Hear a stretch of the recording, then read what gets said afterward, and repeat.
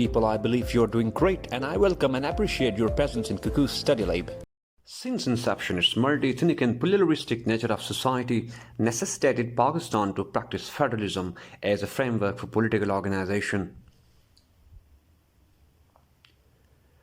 But unfortunately, the then unruly written security environment, strategic friction between major powers, dearth of societal leadership, and a Catch-22 situation vis-a-vis future of the polity and state identity kept the country from becoming what its founding fathers envisioned.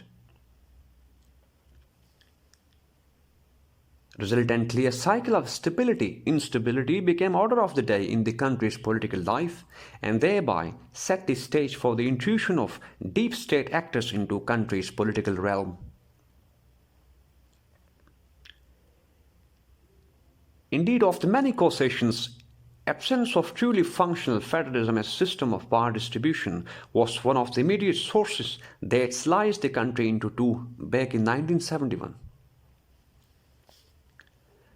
Now that the demands for creating new provinces are yet again on the rise, Pakistan cannot really afford to experimenting with popular aspirations in this pattern.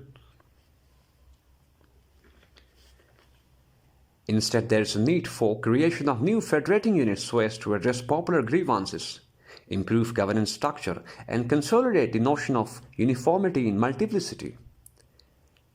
And this is the area of discussion for today. So this is all for today, people. If you got any confusion related to this topic, please let me know about your issues through your comments. I will address them in my next lecture. Thank you very much.